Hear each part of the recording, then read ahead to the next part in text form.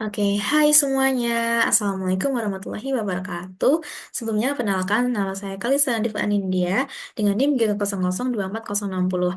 Di sini, saya akan menjelaskan tentang anatomi traktus respiratorius superior atau saluran pernapasan bagian atas.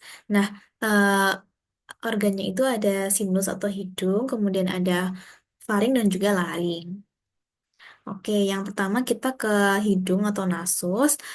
Oke, yang pertama dari osa atau tulangnya ada tiga, yaitu os nasal, kemudian ada os frontal, dan juga os maksila. Kemudian dari kartilagonya ada prosesus lateralis cartilago septinasi, kemudian ada cartilago alaris mayor, kemudian ada cartilago alaris minor, dan juga cartilago septinasi. Oke, selanjutnya kita ke kavum atau bagian dalam rongga hidung. Nah, yang pertama ada apertura atau pintu atau lubang masuknya.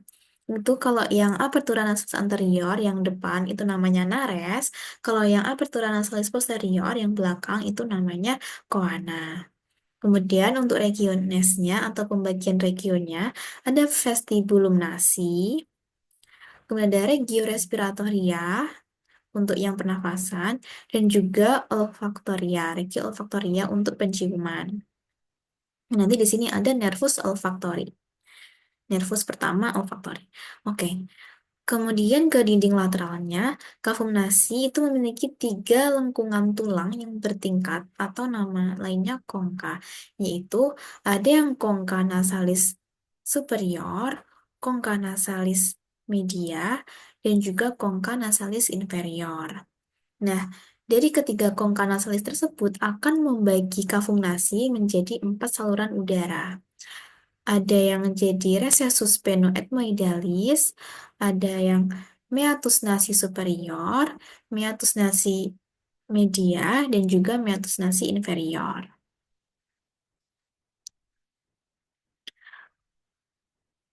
Oke, untuk recessus, oh ya. Oke, selanjutnya ada sinus paranasalis, yaitu merupakan suatu rongga gitu ya. Yang pertama ada sinus maxillaris atau antrum higmori,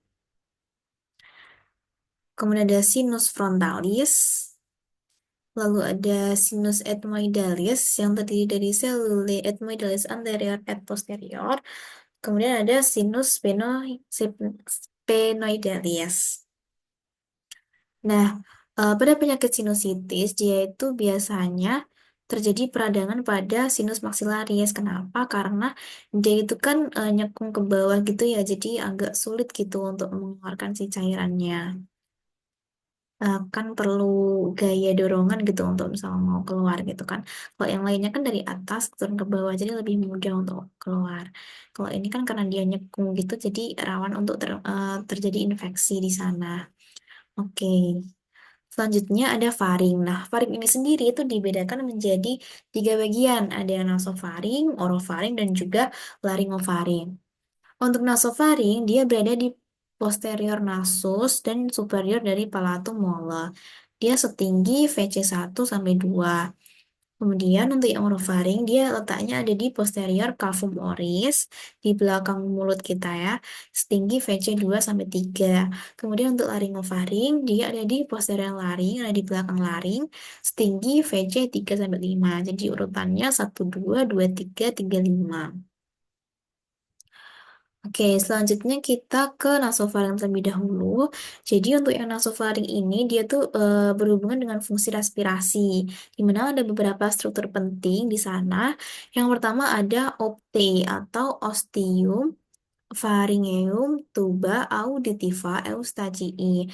Nah, ini tuh merupakan suatu pintu masuk tuba auditiva atau tuba eustachii yang menghubungkan nasofaring dengan kavitas timpanika telinga.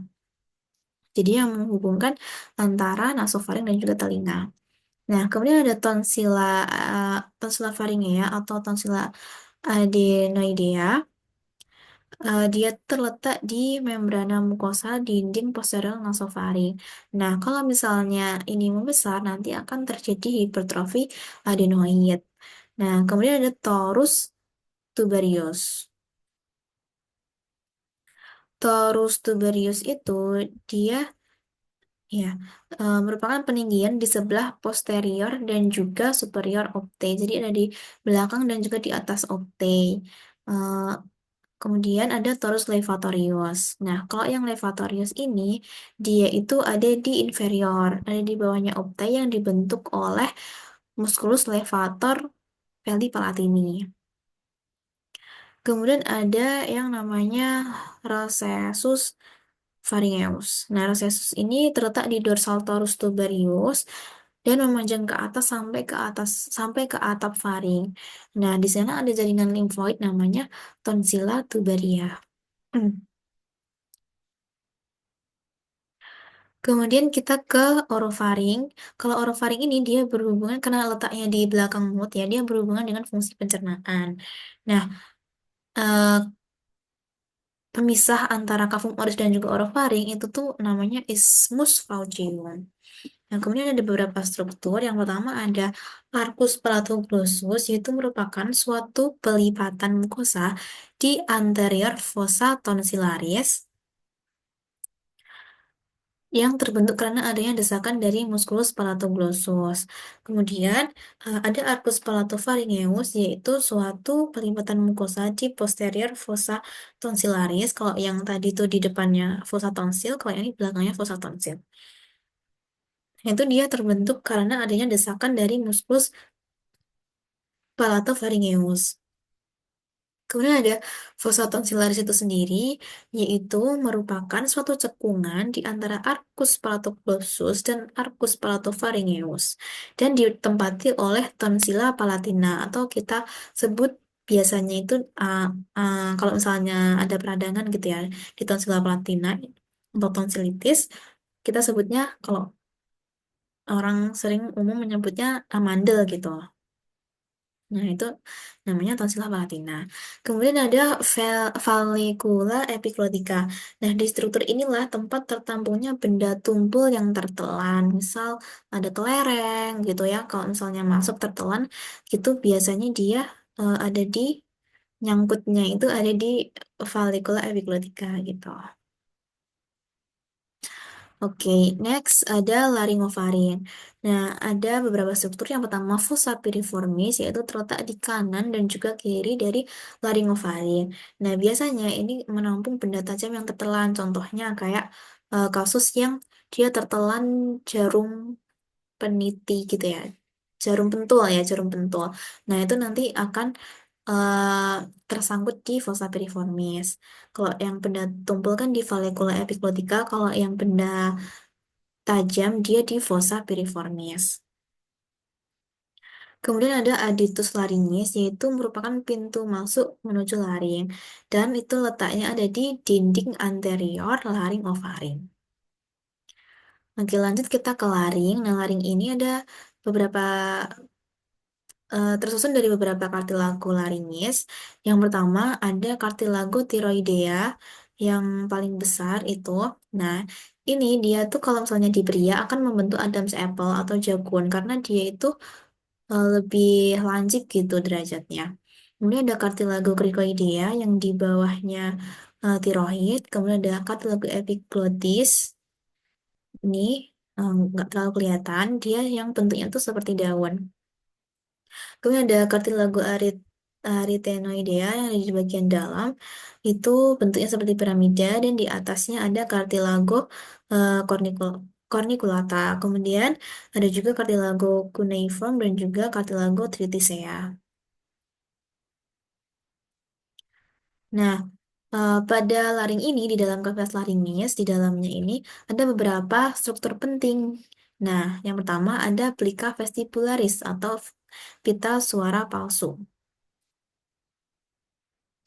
Nah, plica vestibularis. Nah, ini merupakan suatu lipatan membran mukosa yang meliputi ligamentum vestibularis. Dia membentang dari kartilago tiroidea dan kartilago arytenoidea. Oke, kemudian yang kedua dari vestibuli yaitu merupakan suatu celah yang terletak di antara kedua plica vestibularis dexter et sinister. Lalu ada plika vokalis, yaitu merupakan pita suara asli yang merupakan lipatan yang meliputi ligamentum vocale dan juga musculus vocalis. Fungsinya yaitu untuk mengontrol produksi suara. Oke, kemudian ada rima glottidis, yaitu merupakan celah yang terletak di antara kedua plika vokalis dexter et sinister. Lalu ada juga ventriculus laringis yang terletak di antara plika vestibularis dan juga plika vokalis. Nah, pada bagian anteriornya, dia itu akan meluas dan membentuk suatu kantong buntu yang disebut dengan sulcus laringis. Nah, di sana banyak terdapat glandula mukosa untuk lubrikasi atau melumasi plika vokalis.